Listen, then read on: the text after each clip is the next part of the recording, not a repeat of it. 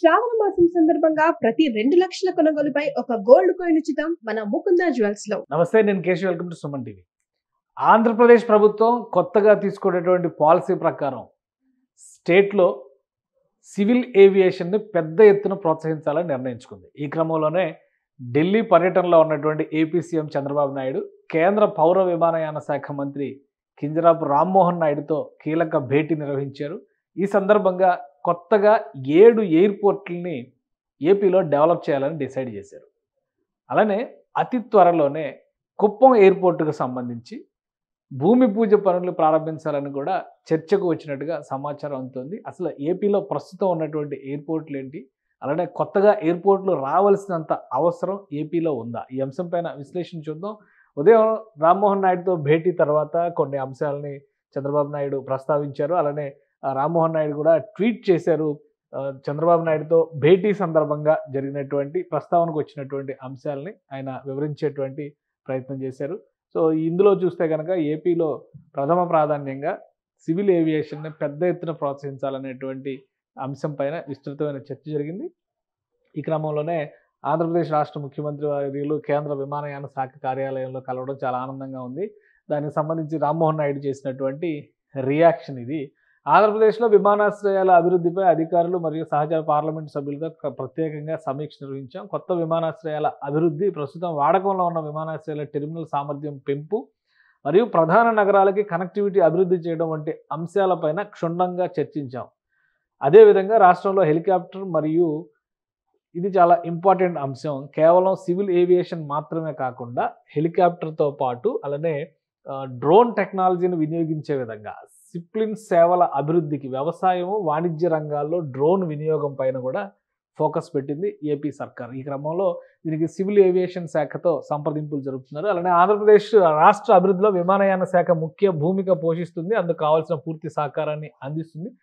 అలానే ఆంధ్రప్రదేశ్ అభివృద్ధికి సంబంధించి పౌర విమానయాన రంగం ఎలా ఉండబోతుంది, ప్రపంచంలో పౌర విమానయాన రంగానికి ఉన్నటువంటి అవకాశాలను సద్వినియోగం చేసుకోవాలన్న అంశాలపైన చంద్రబాబు నాయుడు గారు ఇచ్చిన సలహాలు మాకు అధికారులకి సహచరులకి ఎంతగానో ఉపయోగపడతాయి. ప్రత్యేకంగా పాలనా అనుభవాలను వారిని పంచుకున్నందుకు ప్రత్యేక కృతజ్ఞతలు అని చెప్పని రామ్మోహన్ నాయుడు చేసినటువంటి ట్వీట్ ఇది. అయితే ఏపీలో ప్రస్తుతం 7 విమానాశ్రయాలు వినియోగంలో ఉన్నాయి. ఆ 7 విమానాశ్రయాలు ఏంటి, ఎందుకు 7 విమానాశ్రయాలు ఉన్నప్పటికీ కూడా మరింత అవసరం అనేటువంటి అభిప్రాయానికి ఏపీ సర్కార్ వెళ్తుంది. ఒకసారి విశ్లేషిద్దాం. ఇది ఆంధ్రప్రదేశ్ నుంచి వెళ్తున్నటువంటి పారిశ్రామిక కారిడార్ల నమూనా చిత్రం. అంటే ఒకవైపు నుంచి వైజాగ్, విశాఖ, అలా విశాఖ చెన్నై పారిశ్రామిక కారిడారు, మరోవైపు నుంచి చూస్తే కనుక హైదరాబాద్ బెంగళూరు పారిశ్రామిక కారిడారు, ఇటు బెంగళూరు చెన్నై పారిశ్రామిక కారిడారు, అలానే విశాఖ రాయ్పూర్ కారిడార్ కూడా ఏపీలో 4 కీలకమైనటువంటి కారిడార్లు డెవలప్ అవుతున్నటువంటి నేపథ్యంలో ఇక్కడికి వచ్చేటువంటి కార్పొరేట్ సంస్థలు, వ్యాపార లావాదేవీలకు సంబంధించి వాణిజ్య రంగంలో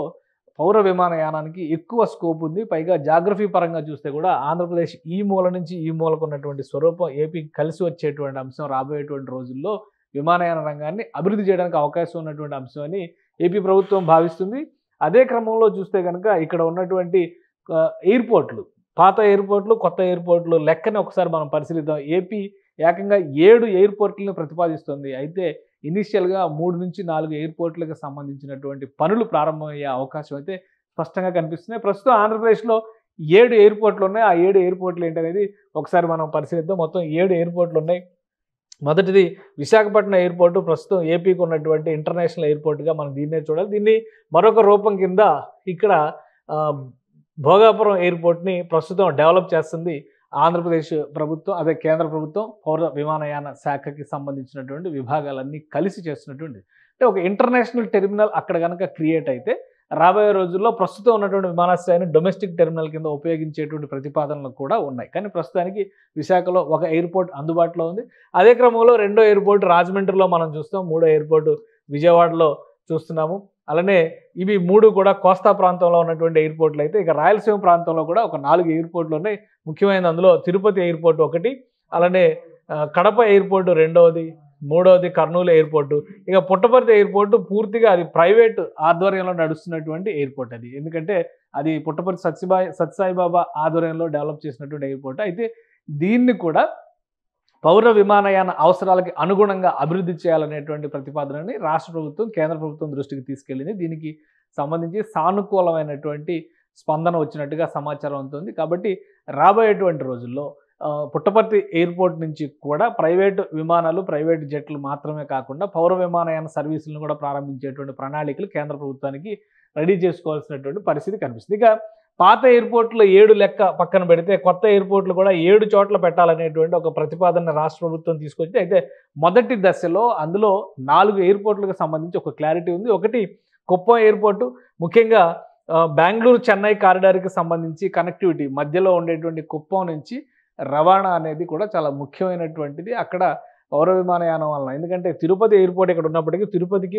కుప్పం ఎయిర్పోర్ట్కి దాదాపు 230 కిలోమీటర్లు 250 కిలోమీటర్ల డిస్టెన్స్ ఉన్నటువంటి పరిస్థితి ఉంది. కాబట్టి కుప్పం కుప్పంలో కొత్త ఎయిర్పోర్ట్ని ప్రతిపాదిస్తే చుట్టుపక్కల ఉన్నటువంటి జిల్లాలు, ముఖ్యంగా సరిహద్దుల్లో ఉన్నటువంటి కర్ణాటక, తమిళనాడు జిల్లాల నుంచి కూడా వినియోగదారులు, ప్రయాణికులు ఎక్కువగా ఉపయోగించుకునే అవకాశం ఉంటుందని రాష్ట్ర ప్రభుత్వం ప్రతిపాదిస్తుంది. ఇక రెండవ ఎయిర్పోర్ట్ చూస్తే కనుక దగదర్తి నెల్లూరు జిల్లాలో ఉన్నటువంటి ఎయిర్పోర్టు, నెల్లూరు జిల్లా పరిసర ప్రాంతాల్లో ఒక ఎయిర్పోర్ట్ ఏర్పాటు చేయాలనేటువంటి ప్రతిపాదన చాలా స్పష్టంగా ఉంది. మరొకటి నాగార్జున సాగర్ బేసిస్లో ఉన్నటువంటి ఎయిర్పోర్ట్. నాగార్జున సాగర్ దగ్గర ఏర్పాటు చేయడం వలన గుంటూరు జిల్లాలో ఎయిర్పోర్ట్ లేదు కాబట్టి అది పూర్తిగా విజయవాడ నుంచి ఆధారపడి ఉన్నటువంటి పరిస్థితుల్లో ఈ క్వశ్చన్ అంటే పల్నాడు జిల్లా పరిసర ప్రాంతాలు, అలానే పొరుగున ఉన్నటువంటి తెలంగాణ రాష్ట్రంలో నల్గొండ జిల్లా పరిసర ప్రాంతాలు నాగార్జున సాగర్ ఒక ఇంటర్నేషనల్ టూరిస్ట్ స్పాట్ కింద డెవలప్ అవ్వాలంటే ఇక్కడ ఎయిర్పోర్ట్ ఉండడం అవసరం అని ఏపీ సర్కార్ ప్రతిపాదిస్తుంది.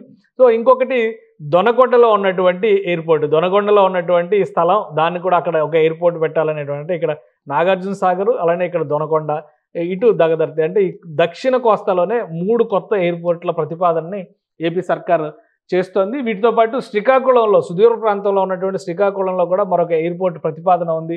ఇలా మొత్తం 7 ఎయిర్పోర్ట్లకు సంబంధించి, ఎందుకంటే శ్రీకాకుళంలో ఉన్నటువంటి సుదూర ప్రాంతం అయినప్పటికీ కూడా అటు ఒడిస్సా నుంచి కూడా ట్రాఫిక్ వచ్చేటువంటి అవకాశం ఉంటుంది. కాబట్టి ఇక్కడ అలానే విశాఖపట్నం, రాజమండ్రి మధ్యలో తుని ప్రాంతంలో కూడా ఒక ఎయిర్పోర్ట్ని ప్రతిపాదిస్తుంది. సో మొత్తంగా ఇట్లాగా ఒక 5 నుంచి 7 ఎయిర్పోర్ట్ల ప్రతిపాదనలు రాష్ట్ర ప్రభుత్వం తీసుకొచ్చినటువంటి పరిస్థితి ఉంది. అయితే ప్రస్తుతం అన్ని సమీక్షించిన తర్వాత కుప్పం ఎయిర్పోర్ట్కి అతి త్వరలో భూమి పూజ చేయడానికి కావాల్సినటువంటి ఏర్పాట్లు చేయడానికి రాష్ట్ర ప్రభుత్వం ప్రణాళికలను సిద్ధం చేస్తుంది. అలానే కేంద్ర సివిల్ ఏవియేషన్ మినిస్ట్రీ కూడా దీనిపైన స్పష్టత ఇచ్చింది. ముఖ్యంగా ఏపీలో ఇంటర్నేషనల్ టూరిజం కానీ, ఇంటర్నేషనల్ టూరిస్టులు రావాలన్నా కానీ ఇంటర్నేషనల్ ఎయిర్పోర్ట్స్ డెవలప్ చేయాల్సినటువంటి అవసరం ఉంది. ఆంధ్రప్రదేశ్ రాజధాని అమరావతిలో కూడా మరొక కొత్త ఎయిర్పోర్ట్ ప్రతిపాదనని ఏపీ సర్కార్ చేస్తోంది. ప్రస్తుతం విజయవాడలో ఉన్నటువంటి ఎయిర్పోర్ట్ విస్తరణ చేసినప్పటికీ కూడా అంతర్జాతీయ అవసరాలకు తగ్గట్టుగా అది ఉండదు. కాబట్టి కొత్త రాజధానిలో ఒక కొత్త ఎయిర్పోర్ట్ ఉండాలనేటువంటి ప్రతిపాదన చేస్తోంది. సో వీటన్నిటినీ పరిశీలించిన తర్వాత కేంద్ర ప్రభుత్వం కుప్పం ఎయిర్పోర్ట్కి ప్రస్తుతానికి గ్రీన్ సిగ్నల్ ఇచ్చినట్టుగా సమాచారం అందుతుంది. దానికి కావాల్సినటువంటి ఏర్పాట్లు అతి త్వరలోనే ఏపీ సర్కార్ చేసేటువంటి అవకాశం కనిపిస్తుంది. దీంతోపాటు ఏవియేషన్ మినిస్ట్రీ సహకారంతో వ్యవసాయ రంగంలో డ్రోన్ల టెక్నాలజీని ఉపయోగించడం పైన కూడా ఏపీ ప్రభుత్వం ఫోకస్ పెడుతుంది. సో చంద్రబాబు నాయుడు ఢిల్లీ పర్యటనలో మొదటి అంశంగా మనం చూస్తే కనుక ఎయిర్పోర్ట్ల అంశం, అలానే ప్రస్తుతం ఉన్నటువంటి ఎయిర్పోర్ట్ల డెవలప్మెంట్, విస్తరణ. ఎందుకంటే ప్రస్తుతం విజయవాడలో ఉన్నటువంటి ఎయిర్పోర్ట్ కూడా విస్తరణ కార్యక్రమంలో ఉన్నటువంటి పరిస్థితి ఉంది. దాన్ని కూడా ముందుకు తీసుకెళ్లాల్సినటువంటి అవసరం, కేంద్ర ప్రభుత్వం సహకరించాల్సినటువంటి అవసరం ఉంది. కాబట్టి పౌర విమానయాన శాఖ మంత్రిగా ఉన్నటువంటి రామ్మోహన్ నాయుడు చేసినటువంటి ట్వీట్ ప్రకారం చూస్తే ఆన్గోయింగ్ ప్రాజెక్ట్స్ అన్నిటి విషయంలో కేంద్ర ప్రభుత్వం పాజిటివ్గా ఉంది. కొత్తగా ప్రతిపాదించినటువంటి ఎయిర్పోర్ట్ల విషయంలో ఇనిషియల్గా 2-3 ప్రాజెక్టులకి గ్రీన్ సిగ్నల్ ఇచ్చేటువంటి అవకాశం ఉంది. కుప్పంలో మాత్రం ఇమీడియట్గా ప్రభుత్వం స్థల సేకరణ మొదలుపెట్టిన తర్వాత భూమి పూజకు సిద్ధం అయ్యేటువంటి అవకాశాలు అయితే స్పష్టంగా కనిపిస్తుంది. ఇక ఆంధ్రప్రదేశ్లో ఏ జిల్లా చూసినా కానీ, అంటే ఉమ్మడి జిల్లాల వారీగా చూస్తే ప్రతి జిల్లాలోనూ ఒక ఎయిర్పోర్ట్ ఉండే విధంగా ప్రభుత్వం ప్రణాళికలను సిద్ధం చేస్తుంది. దీనికి కేంద్రం కూడా సహకరిస్తున్నటువంటి సంకేతాలు చాలా స్పష్టంగా కనిపిస్తున్నాయి. సో కేంద్ర ప్రభుత్వం గ్రీన్ సిగ్నల్ ఇచ్చినప్పటికీ కొత్త ఎయిర్పోర్ట్ని ఏర్పాటు చేసినా కానీ ఆంధ్రప్రదేశ్లో ట్రాఫిక్ ఆ స్థాయిలో డెవలప్ అయ్యేటువంటి అవకాశం ఉంటుందా? దీనికి సంబంధించి రాష్ట్ర ప్రభుత్వం చెబుతున్నటువంటి ఒక కీలక అంశం, అంటే 2014-15లో కొత్త రాష్ట్రంగా ఏర్పడిన తర్వాత ఆంధ్రప్రదేశ్కు పెరిగినటువంటి ట్రాఫిక్, ప్రధానంగా ఎకనామిక్ యాక్టివిటీ, కార్పొరేట్ సంస్థల రాక, వీటన్నిటి వలన ఆంధ్రప్రదేశ్లో ఉన్నటువంటి ప్రతి విమానాశ్రయంలోనూ ట్రాఫిక్ స్థాయి విపరీతంగా పెరిగింది. అలానే ప్రయాణికుల రద్దీ కూడా దానికి తగ్గట్టుగానే పెరిగింది అనేటువంటి మాటని రాష్ట్ర ప్రభుత్వం ఒక ఉదాహరణగా చెబుతుంది. దీనికి సంబంధించి ఒక డేటా కూడా మనకి అందుబాటులో ఉంది. అంటే 2014 ఏప్రిల్ అక్టోబర్ మధ్య జరిగినటువంటి ట్రాఫిక్, అలానే 2015 అక్టోబర్ ఏప్రిల్ మధ్య జరిగినటువంటి ఏప్రిల్ అక్టోబర్ మధ్య జరిగినటువంటి రద్దీని ఒకసారి మనం పరిశీలిద్దాం. ఎందుకంటే passenger traffic at the 5 operational airports, ఇవి 5 కూడా కేంద్ర ప్రభుత్వ పరిధిలో పనిచేసినటువంటి ఎయిర్పోర్ట్లు. అప్పుడు ఉన్నటువంటి రాకపోకల స్థాయి ఏ విధంగా ఉందో ఒకసారి మనం పరిశీలిద్దాం. తిరుపతి ఎయిర్పోర్ట్కి 2014లో 1,10,202 మంది ప్రయాణికులు ప్రయాణిస్తే 2015 అంటే ఒక ఏడాది తర్వాత ఈ నంబరు 50%, 50% పెరిగి 1,66,000కి చేరినటువంటి పరిస్థితి. అంటే అవకాశాలను కల్పిస్తే, ఖచ్చితంగా సౌకర్యాలను కల్పిస్తే వాటిని వినియోగించుకోవడానికి సిద్ధంగా ప్రయాణికులు ఉంటారనే దానికి సంకేతం తిరుపతి ఎయిర్పోర్ట్కి ముఖ్యంగా అంతర్జాతీయ స్థాయిలో గుర్తింపు పొందినటువంటి ఒక ప్రార్థనా మందిరం, హిందూ దేవాలయం.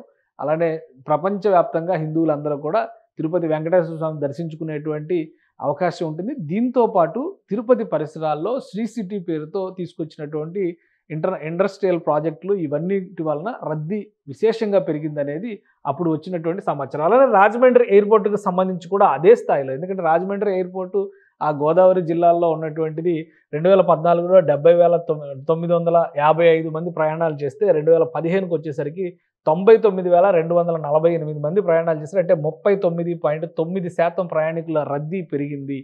సో అటువైపు ఉన్నటువంటి పెద్ద ప్రాజెక్టులు తిరుమల వెంకటేశ్వర స్వామి అనేటువంటి ఒక ఆకర్షణ ఉంది కాబట్టి ఇక్కడ రద్దీ పెరిగింది అనుకోవచ్చు. అలానే శ్రీ సిటీ వచ్చింది కాబట్టి రద్దీ పెరిగింది అనుకోవచ్చు. కానీ రాజమండ్రి పరిసర ప్రాంతాల్లో భారీ ప్రాజెక్టులు ఏవి లేకపోయినప్పటికీ కూడా ఎకనామిక్ యాక్టివిటీ పెంచేటువంటి క్రమంలో కొన్ని ఇంటర్నేషనల్ అంటే నేషనల్ జాతీయ సంస్థల్ని పరిసర ప్రాంతాల్లో ఎస్టాబ్లిష్ చేయడానికి రాష్ట్ర ప్రభుత్వం అప్పుడు ప్రయత్నాలు చేసింది. ఈ క్రమంలో రాజమండ్రి ఎయిర్పోర్ట్లో కూడా పెద్ద ఎత్తున ప్రయాణికుల రద్దీ పెరిగిందనేది ఈ డేటా చెప్తున్నటువంటి సారాంశం. ఇక విశాఖపట్నం ఇంటర్నేషనల్ ఎయిర్పోర్ట్ పరిస్థితి చూస్తే కనుక 2014లో 5,52,905 మంది ప్రయాణం చేస్తే 2015లో 8,02,033 మంది ప్రయాణం చేశారు. అంటే 45.1% పెరుగుదల నమోదైంది విశాఖపట్నం అంతర్జాతీయ విమానాశ్రయానికి సంబంధించి ఆ సంవత్సరంలో. విజయవాడ ఎయిర్పోర్ట్ పరిస్థితి కూడా ఒకసారి చూద్దాం. 96,380 మంది 2014లో ప్రయాణం చేస్తే 2015లో 186,902 మంది. అంటే దాదాపు 100% అని చెప్పుకునేంత ఫిగర్ ఇక్కడ పెరిగింది. 93% పెరుగుదల విజయవాడ ఎయిర్పోర్టు. అమరావతి నిర్మాణం కావచ్చు, అలానే ప్రభుత్వానికి సంబంధించినటువంటి రాకపోకలు కావచ్చు, ప్రభుత్వ గెస్టులుగా స్టేట్ గెస్టులుగా వచ్చినటువంటి అతిథులు కావచ్చు, బిజినెస్ ఎక్స్పర్ట్స్ కానీ కార్పొరేట్స్ కానీ మొత్తం మీద విజయవాడ ఎయిర్పోర్ట్కి దాదాపు 95% వరకు ఇక్కడ పెరిగినటువంటి రద్దీని మనం చూస్తున్నాము 2014-15లో. ఇక కడప ఎయిర్పోర్టుకు సంబంధించి 2014లో ఆపరేషన్స్ లేవు. 2015లో వచ్చినటువంటి ఆపరేషన్స్ ప్రకారం చూస్తే 6,814 మంది ప్రయాణాలు చేశారు. సో ఇక్కడ కూడా ఒక రకంగా పెరుగుదల కింద మనం దీన్ని చూడాల్సి ఉంటుంది. ఓవరాల్గా చూస్తే ఆంధ్రప్రదేశ్లో ఉన్నటువంటి ఆపరేషన్లో ఉన్నటువంటి 5 కీలకమైనటువంటి విమానాశ్రయాలు, ఆ రోజు ఉన్నటువంటి కీలక విమానాశ్రయాలు, ఎందుకంటే కర్నూలు తర్వాత ఆపరేషన్లోకి వచ్చింది, పుట్టపర్తి ప్రైవేట్ ఎయిర్పోర్ట్గా చూస్తున్నాం కాబట్టి ఆ డేటా ఇందులో లేదు. ఇక ఇందులో ఉన్నటువంటి ఓవరాల్ డేటా చూస్తే కనుక 8,30,442 మంది ప్రయాణం చేస్తే 2014లో 12,61,008 మంది 2015లో పెరిగింది. అంటే 51% రద్దీ పెరిగింది అనేది చాలా క్లియర్గా ఈ డేటాను బట్టి మనం అర్థం చేసుకోవాల్సినటువంటి అవసరం కనిపిస్తుంది. సో ఈ అంశాలను దృష్టిలో ఉంచుకొని, ప్రతి ప్రాంతానికి ఉన్నటువంటి ప్రత్యేకతను దృష్టిలో ఉంచుకొని అక్కడ పారిశ్రామికీకరణ కావచ్చు, ఉపాధి అవకాశాలు కావచ్చు, వాణిజ్య అవసరాలు కావచ్చు, వీటన్నిటిని క్రియేట్ చేయడం ద్వారా ఆయా ప్రాంతాల్లో ఏవియేషన్కి మరింత ఊతమివ్వడానికి అవకాశం ఉంది.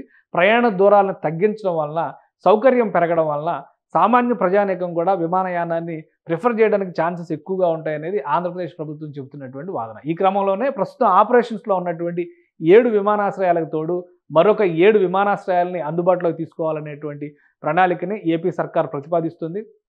ఇందులో ముందస్తుగా 4 విమానాశ్రయాలని మంజూరు చేసేటువంటి అవకాశాలు స్పష్టంగా కనిపిస్తున్నాయి. కుప్పం విమానాశ్రయంలో తొలి భూమి పూజ జరగడానికి అవకాశాలు పుష్కలంగా కనిపిస్తున్నాయి. సుమన్ టీవీలో మీ పర్సనల్ అండ్ బిజినెస్ ప్రమోషన్స్ కోసం కింది నెంబర్కి కాంటాక్ట్ చేయండి.